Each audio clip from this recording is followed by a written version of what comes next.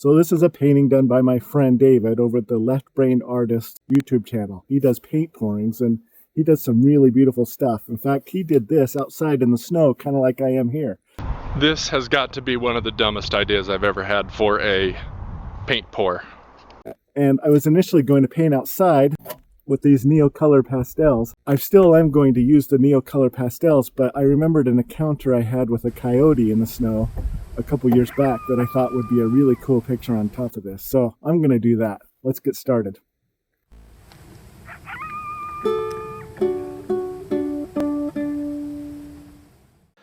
I put a link in the description for the video that explains how David did this paint pour.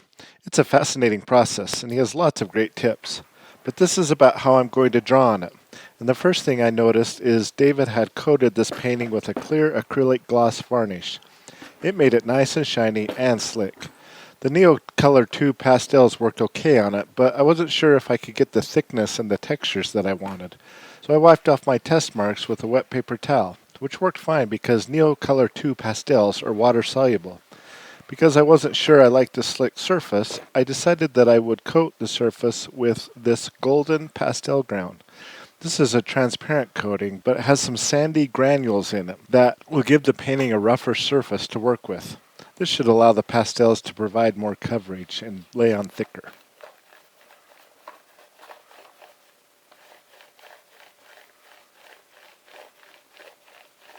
Once the pastel ground was dry, you can hear that the surface is rougher, and it's barely noticeable because it's so transparent. The next step was to start the drawing, so I wanted to get the composition and proportions just right, so I used the projector for the initial outline. It was just a rough guide that I can use while I paint it with more details without the projector. And even though I sped this part up to 10 times the normal speed, you can trust that I took my time for the initial drawing.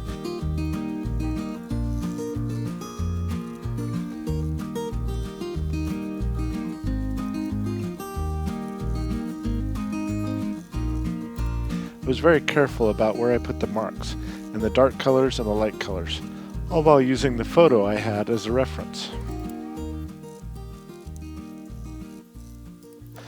And then comes the fun part, using the water and the brush to spread the pigment out. The brush I'm using is a pretty stiff brush. It's kind of a craft brush, and it doesn't hold a lot of water, and you'll notice that even after I dipped it in the water cup, I wipe off a lot of the water too. I don't want the brush to be too wet and spread out the pigment too much. These water-soluble pastels are really fun to use, and the pigments are really vibrant and somewhat opaque. So it's doing an okay job of covering the underlying painting, but not too much, and I kind of like that. I wanted the swirls and the marks of the paint pouring to peek through. I think it makes the coyote look a little ghost-like, which kind of fits the vibe of this painting. I think the name of this painting will be Not Alone. I learned that one of the reasons coyotes howl, like you saw earlier, is that it's sort of a roll call with all the other coyotes in the pack. That evening that I saw and heard this coyote howl, I heard another coyote in the distance return the call. It was really cool. And I think the background painting has an otherworldly, lonely winter night vibe. So I think it overall tells a nice story. At this point, I'm starting to see what the overall look is going to be like. I actually had no idea how the Neocolor 2 pastels would work on this, but so far so good, I think. I like the opaqueness of the white, and as always they blend nicely.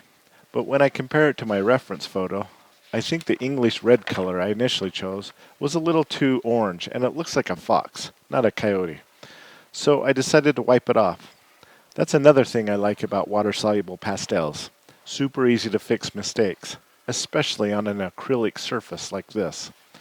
The paper towel got really dirty, and I'll sort of have to start over, but I'm leaving the outline and the basic shape pretty much intact, so it won't be too hard. Now it really looks like a ghost. With the pigment that remained, I evened it out with the brush and cleaned up the lines a bit before adding a different color. I took my time with this part, and I'm showing you this at 10x speed again, but I'll slow down when I add the next colors.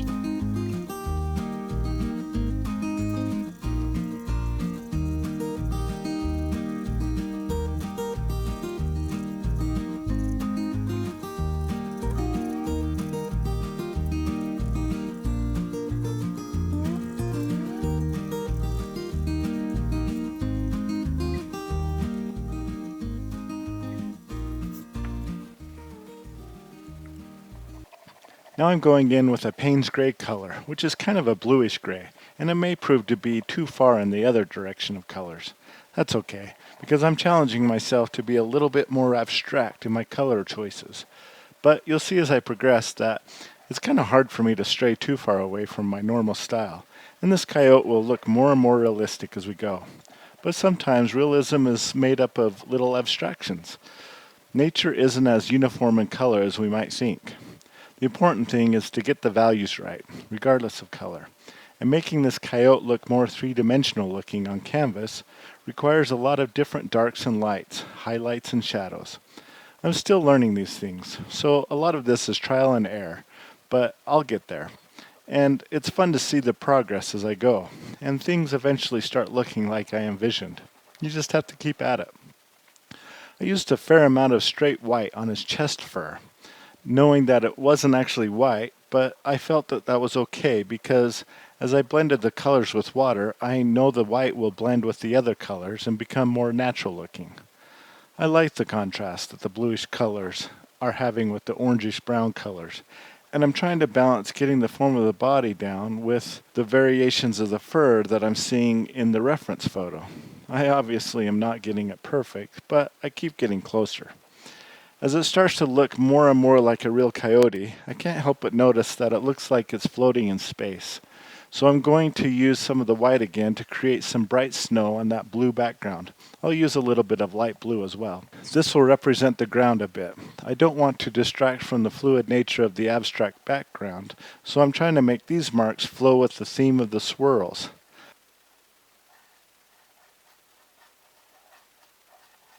I think it's important not to overwork it as well. Towards the end, I take lots of breaks, and I try to look at the overall painting with fresh eyes. And for this one, I let it sit for a couple of days before deciding that I needed to go in and add some bright oranges and yellows back again to make the coyote pop a bit more with some highlights. Since even though the coyote was mostly brown, the painting looks a little muddy. Did that help? I'm not sure. So I'll probably let it sit for a while longer and touch it up as I see fit. But for this video, I'm calling it done. For more videos about how I use Neocolor 2 Pastels, check out the top playlist here. For information about paint pouring, check out the bottom playlist put together by David at the LeftBrainedArtist. Thanks, David. And thanks for exploring art with us, everybody.